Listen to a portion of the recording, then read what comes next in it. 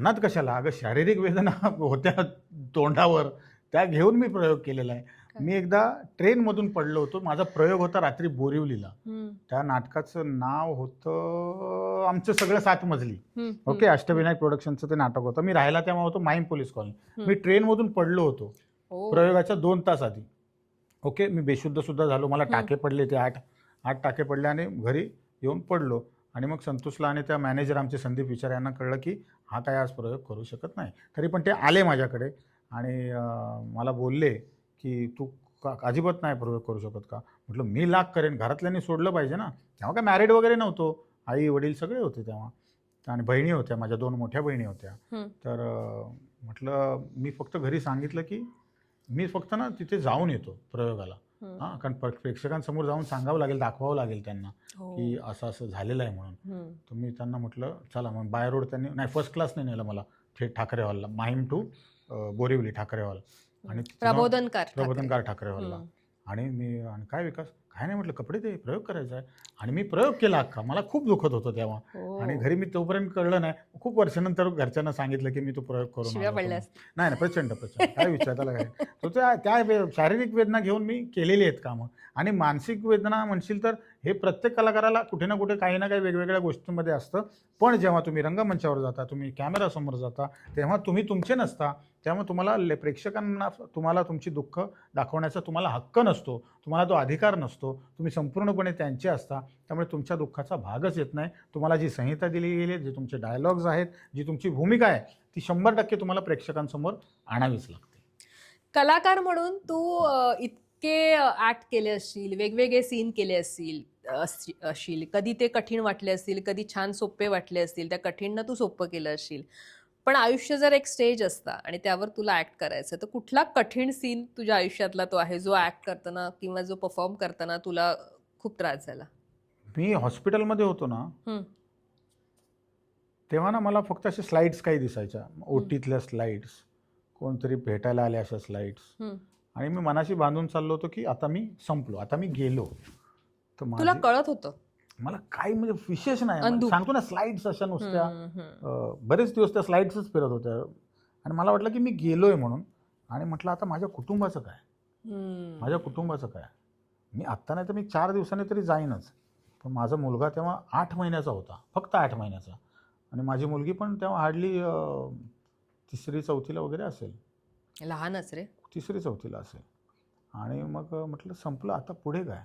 तर तो जो काही दिवसांचा जो काळ होता ना, की कसं काय मी माझ्या मृत्यूनंतर होणार काय, ह्या लोकांना सांभाळणार कोण.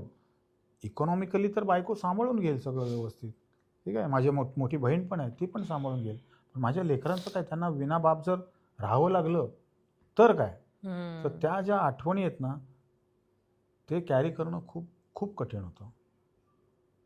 आणि परमेश्वराने अद्भुत कार्य माझ्या जीवनात केलं आणि मला त्या सगळ्या प्रसंगांमधून बाहेर काढलं. आणि अशी वेळ कुणावरच येऊ नये, अशी वेळ कुणावरच येऊन. प्रत्येक माझं सरळ म्हणणं आहे, आपलं छान आयुष्य जगा, वय होईल तेव्हा निघून जावं. काय इथे कोण अमरपट्टा घेऊन आलेलं नाही आहे.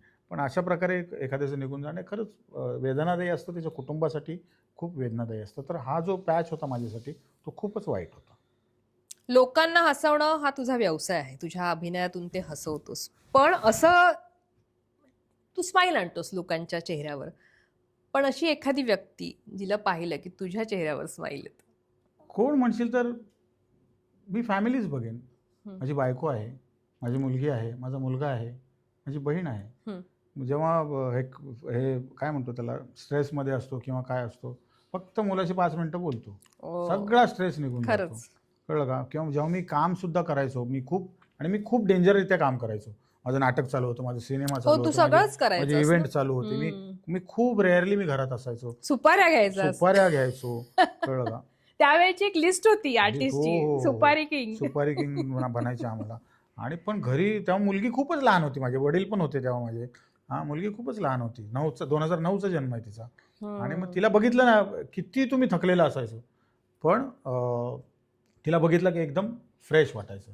त्यामुळे ह्या ज्या काही व्यक्ती आहेत आयुष्यातल्या, ज्या ममता माझी बायको, तिने माझ्यासाठी खूप केलं आहे, माझ्या सर्वायवलसाठी तिने खूप काही केलं आहे आणि माझ्या कुटुंबाला खूप छानरित्या सांभाळलेलं आहे. त्यामुळे अशा काही ज्या व्यक्ती आहेत की यांना बघितलं की मला बरं वाटतं, फ्रेश वाटतं. मला सांग, तुला लोकांनी कॉमेडियन म्हणून लक्षात ठेवावं असं वाटतं की माणूस म्हणून? विकास समुद्रे हा असावा? नाही, अल्टिमेटली तुम्ही कुठल्याही क्षेत्रामध्ये असा, तो अभिनेताच असो, नाही तर कॉमेडियनच असो, नाही तर कोणी असो, तुम्हाला अल्टिमेटली तुम्हाला माणूस म्हणून लक्षात ठेवणं फारच आवडेल. ऑब्व्हियसली निळू फुले आज एवढा मोठा कलाकार होता, वेगवेगळ्या टाईपची त्यांनी भूमिका केल्या, पण आजही त्यांना एक समाजसेवक, एक चांगला माणूस म्हणून लोक त्यांचा आजही त्यांना लक्षात ठेवतात. पण बेसिकली कॉमेडियन तू मला मगाचपासून म्हणतेस, ऍक्च्युली मी कॉमेडियन नव्हतोच कधी. मी कधीच तू कॉमेडियन सगळ्या केल्यास, पण जास्त लक्षात राहिलास ते तेव्हाच असं नाही, तेव्हाच हां, नाही. मी हां. फार आधी जातो, थोडासा मागे हां, जातो. हां. बघा, आविष्कार नावाची संस्था आहे हो, माहीमला, हो. सुलभा देशपांडेंची. हां. त्यांच्या नाटकात त्यांचे कसे पॅरल नाटकं असायची सगळी, हो, तर हो. त्या टाईपची मी नाटकं करायचो. एकांकिका माझ्या सगळ्या खूप सिरियस होत्या. मी काही दीर्घांक केले, ते पण खूप सिरियस होत्या. पण झालं काय, कॉमेडी मी अचानक केली आहे यदा कदाचित मध्ये. कळलं का तुला? तो पहिलाच प्रसंग होता माझ्यासाठी कॉमेडी करण्याचा, यदा कदाचित. ते पण एवढं ऑलरेडी हिट झालेलं नाटक माझ्या पदरी पडलं. कळलं का? त्यामुळे कॉमेडी कॉमेडी कॉमेडी माझ्याकडे येत गेलं. नाटक पहिलं, यदा कदाचित. किंवा लोकांची जी पसंती लोक तुम्हाला देईल ते जास्त हे होतं. स्टॅम्प आपोआप तुमच्यावर पडतो. जर तुम्ही कॉमेडी करताना तर तुमच्यात अचानक स्टॅम्प पडतो. तेच तुम्ही एखादी सिरियसचा स्टॅम्प पण तुला माहितीये का, आता जे मेन लीड करतात ते पण आता इकडे घुसायला लागलेत कॉमेडीच्या ह्याच्यात, ज्याच्यात ते जास्तीत जास्त त्यांना माहितीये ना, इथे जास्त प्रसिद्धी कारण 25-30 वर्ष टीव्ही मालिका करून त्या कलाकाराचं नावच माहिती नसतं, त्या पात्रानुसार त्याला ओळखतात. तेच रियालिटी शो मध्ये फरक असा आहे की तुम्हाला लोक नावाने ओळखतात, एका मालिकेत सुद्धा तुम्हाला ओळखतात आणि ते आयुष्यभर लक्षात राहतात. सो हा फरक आहे. त्यामुळे लोकांना नावं यावं असतं, त्यामुळे ते मग इथे हळूहळू घुसतात. पण येऊन काय फायदा नाही, ते परत जातात मागच्या दाराने, कारण इथे तग धरणं फार कठीण असतं. पण तुला तेच विनोदी अभिनेता म्हणून लोकांनी लक्षात ठेवलेलं जास्त आवडेल कम्पेअर टू माणूस? नाही, असं कसं, मला माणूस म्हणून लोकांनी लक्षात ठेवावं असंच मला वाटतं. आता माझ्या बऱ्याच गोष्टी आहेत ज्या आपण समोर आणत नाहीत.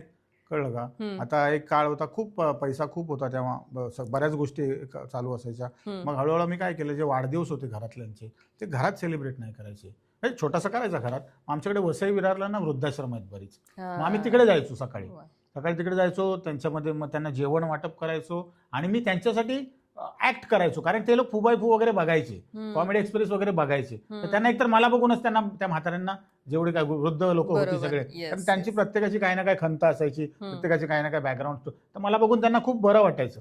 आणि मग त्यांच्यासमोर मी ऍक्ट करायचो 15-20 मिनिटाचा किंवा मग अर्ध्या तासाचा. ते लोक म्हणतील तोपर्यंत मी तो ऍक्ट करायचो. मग त्यांचे जे काय मग आशीर्वाद मिळायचे ते सगळे, माझी मुलगी, हे सगळं आम्ही एकत्र भरभरून घेऊन जायचो ना. सो अशा काही गोष्टी आहेत. माझे काही मित्र आता काही हयात पण नाही आहेत, त्यातले काही नावं घेण्यात काही पॉईंट नाही. त्यांना गरज असेल तेव्हा मी खूप मदत केली, आर्थिकरित्या मदत केलेली आहे. काही लोकांचं काही ऑपरेशन आहे त्यांना मदत केली आहे, आणि कोणाला एखाद्या भावाला लॅपटॉप घ्यायचा आहे त्यांना मदत केली आहे, एखाद्या भावाला पळून जाऊन लग्न करायचं आहे त्याला मदत केलेली आहे.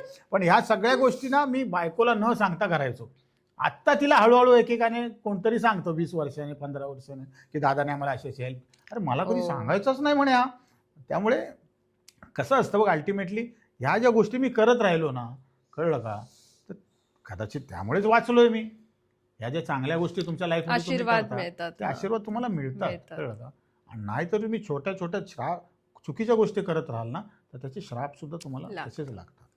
तुझ्या जोकवरनं किंवा विनोदावरनं कधी मोठा वाद झालाय का? तू आता मगाशी म्हणालास की गोडबोलेंचं ऑफिस वगैरे पण रंगा गोडबोलेंचं तोडलं होतं त्यावेळेला, पण ते तुझ्या विरोधात ह्याच्यात नाही, पण तुझ्या विनोदामुळे कोणाच्या भावना दुखवल्यात, वाद झालाय किंवा चर्चा झालीये? हे बघ, ऐक कसं आहे, मुळातच मी ज्या नाटकापासून सुरुवात केली ना, ज्यादा कदाचित, ते मुळातच एक कॉन्ट्रोवर्शियल नाटक होतं. कळलं का? ते नाटक आनंद दिघे जर नसते तर ते नाटक चाललंच नसतं. त्यांच्यासाठी स्पेशल शो लावला आम्ही, कारण मुळात कसं होतं, ते महाभारताचं ती बॅकग्राऊंड असल्यामुळे मग बऱ्याच लोकांना मग दुर्योधन पण देव वाटायला लागला. म्हणजे त्यांना ना महाभारत सुद्धा माहिती नव्हतं, जे यायचे ना विरोध करायला, महाभारताची पात्र सुद्धा फक्त त्यांना कोणतरी सांगायचं हे नाटक बंद करायचं. मग आम्ही दौऱ्यावर असताना, आम्ही तुला खरं सांगतो, एवढ्या विरोधात असताना आम्ही प्रयोग केलेत. बसच्या ज्या काचा असतात ना, त्याला आम्ही बॅगा वगैरे लावून प्रवास करायचो की कधी कुठून दगड येईल माहिती नाही. कळलं का? गडकरीला आणि वाशीला जेव्हा ह्या नाटकाचा रिमेक झाला, आम्ही 5 फुटे, आम्ही पाचपुते नावाचं नाटक केलं, त्यात महाभारत ठेवलं ना, तिथे बॉम्ब सापडले, बॉम्ब आम्हाला मागच्या दाराने बाहेर हे काढले. कधी काळचं साल मला सांग. सांगतो ना, माझं लग्न झालं 8 मध्ये, हो 2008ची गोष्ट आहे. बॉम्ब वगैरे अशा बऱ्याच गोष्टी आम्ही कोकणामध्ये यदा कदाचित मध्ये झावळ्यांचं थिएटर असायचं ना, झावळे म्हणजे ते सुकलेली पानं, त्याचं थिएटर, ते पेटवून दिलं होतं चालू प्रयोगामध्ये. दुसरा अंक संपला, पहिला सीन चालू होता, कुठेतरी पेटवून दिला. आम्ही सगळे आहे त्या कंडिशनमध्ये बस पळवली गावाबाहेर. अशा गोष्टी मी फेस केलेल्या आहेत. त्यामुळे कॉन्ट्रोवर्सीने आमचं खूप जुनं नातं आहे तसं. मला आता काही फॅन मोमेंट्स असतील कॉम्प्लिमेंट्सच्या, जे तुझं काम पाहून तुला, कारण तीच तर तुमच्यासाठी सगळ्या कलाकारांसाठी प्रेक्षकांची पोचपावती असते. तर अशा काही आठवणीतल्या फॅन मोमेंट्स मला तुला आठवत असतील तर फॅन मोमेंट्स म्हणशील तर मी ना वाईमध्ये मी आणि अरुण कदम एक सिनेमा करत होतो. सुभाष फडके ठाण्याचे आहेत दिग्दर्शक त्यांचा. आणि ना आम्हाला हॉटेल टू सेट आम्हाला एक गाडी असायची रोज सोडायला आणायला.